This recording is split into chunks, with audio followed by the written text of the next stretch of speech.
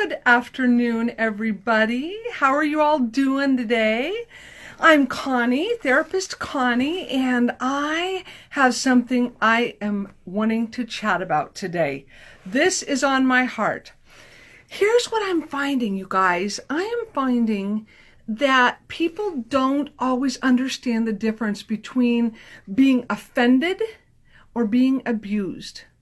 A lot of people struggle with that. I've gotten some feedback recently from a few places that seem to be really confused about what's the difference if I'm offended at something, or what's the difference if I have actually gone through some type of abuse.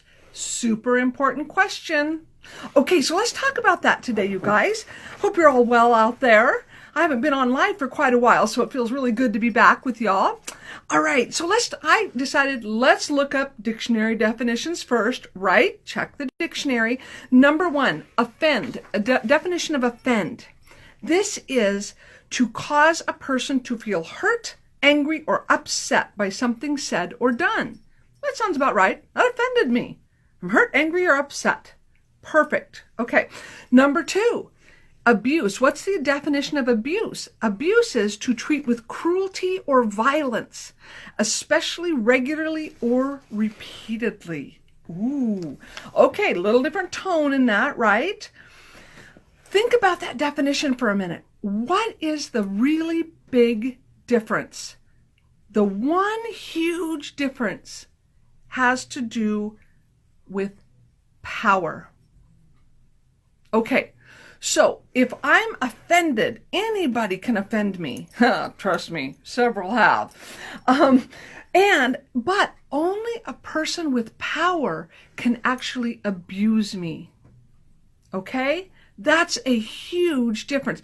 With somebody who has more power than I have. Super important to keep in mind. Okay, so abuse implies that one party has significantly more power than the other. That power can be perceived or it can be real. Let me make a little statement here. Power in and of itself is not bad. Power is not wrong. It's not bad. In fact, in certain situations, it is essential. If I have somebody breaking into my home and I call the police, I want the police to show up with power. I want power to protect me. Okay, so that's not wrong. That's not bad power.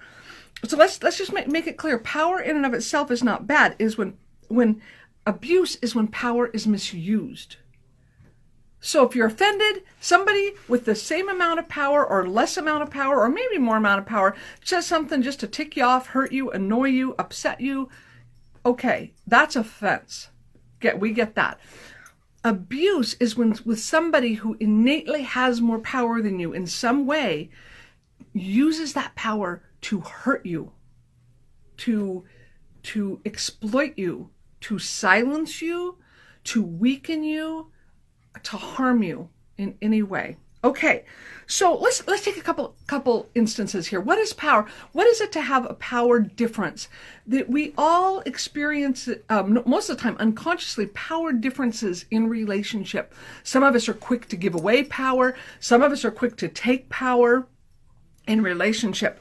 So, all right, so let's look at the idea. If someone in my life says, you need to slow down, when I'm driving along, and someone in my life says, you need to slow down. If that is my little fifth grader in the back driver's seat, backseat driver, is saying, Mom, you need to slow down, I might be offended, right?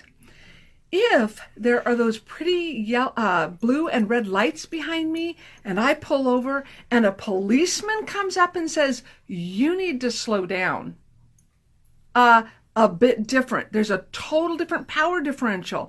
My fifth grade whining about my poor driving, not that that had ever actually happened, let's be clear. Shh, may or may not have. Anyway, the little kid in the back seat going, you need to slow down, is a totally different thing than when that policeman, I'm looking up out my driver's seat, window going, hi, and he says, you need to slow down. Totally different. Who has more power? In first situation, I have more power than my backseat driver.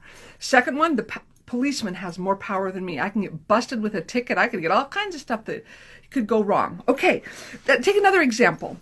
Somebody says to me, "You're stupid." Okay. First, let's say one illustration is I'm out in a park and a little 5-year-old girl walks up to me and looks at me and just goes, "You're stupid." Okay. Well, I'm offended. Okay, so there. But let's think about this. If I'm going through a horrible, traumatizing divorce, and I go to my attorney saying, "Help me, I'm crying," and I'm like, "Please help. I don't know what to do. I feel like everything is on the line here. My life is blowing to shreds. I'm not coping. I'm falling apart." And my attorney looks at me and says, "You're stupid." Okay. Totally different situation. That would be abuse. Okay? The attorney, because I have given him all my information, I am depending on him to defend me and to help me, and for him to leverage that power in a way with cruelty, violence, to treat with cruelty or violence, which is part of that definition, that is then abuse. All right? You tracking with me on this, you guys? This is important. And I'm taking some really big power differentials. A lot of times they're a bit more subtle than that. So think about this. Power can be held, number one, by an individual, number two, by an institution. So either one of those can leverage power destructively and abusively. So for instance, an individual might be a teacher, a doctor, a policeman, a therapist. We have all kinds of, you guys, when we're trained to be therapists, we have all kinds of training in saying, how do we not hurt people?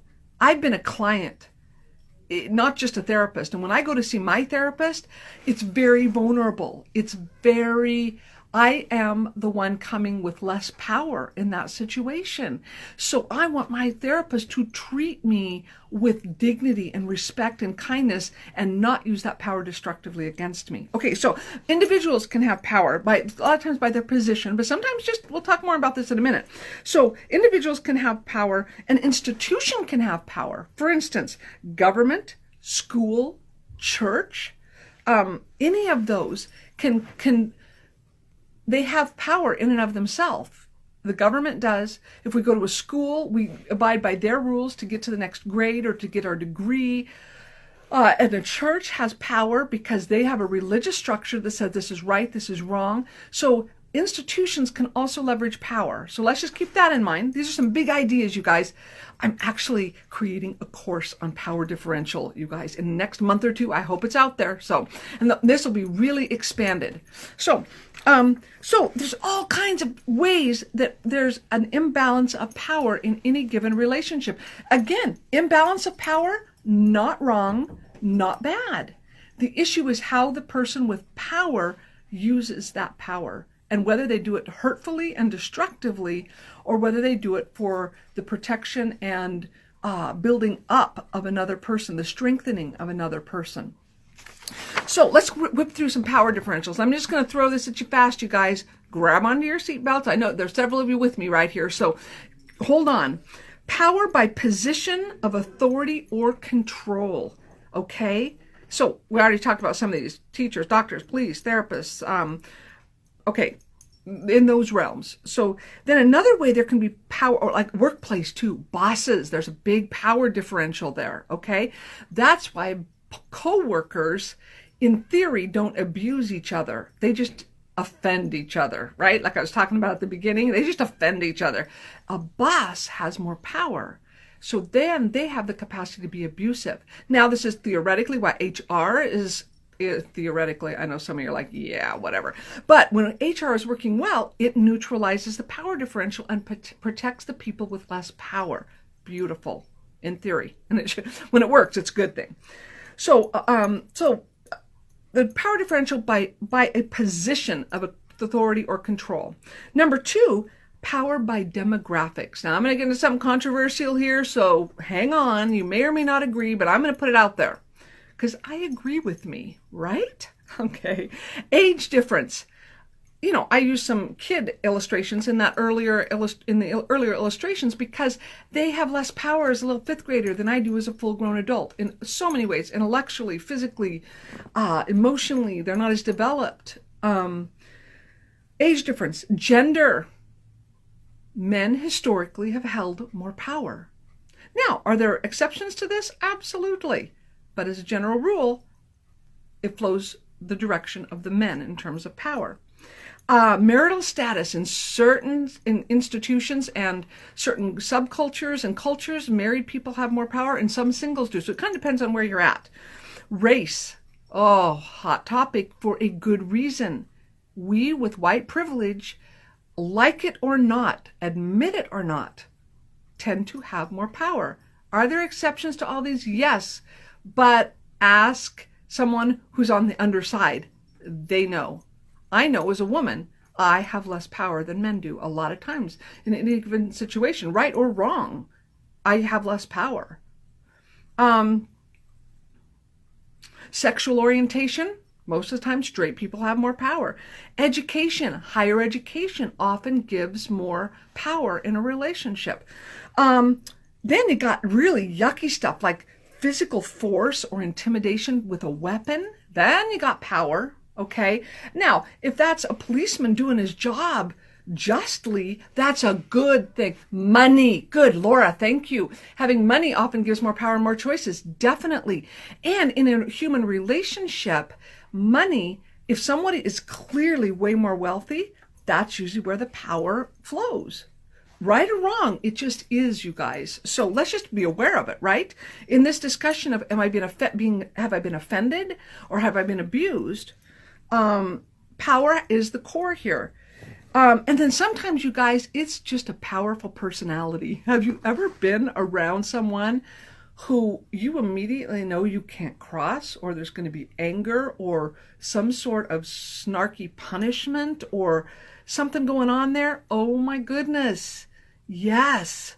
So powerful personality alone can shift a power differential. Okay, you guys, like I said, I'm creating a course on this. It's going to be like 2 to 3 hours long of how power works in relationships. So this is just a little throwing something out there for you, but I hope it's useful, you guys, because I think, and especially if we're trying to decide, have we been offended and just hurt, or have we been abused, which is a different level altogether? The issue, the one huge difference, and the deciding factor is power in relationship. So those of you who are watching this later, chime in, say something, give me some feedback. I'll try to respond to it. Also, don't forget, like my page, follow my page. You guys, we're just been discussing some really cool, fun things. So stick with me and have a wonderful rest of your day.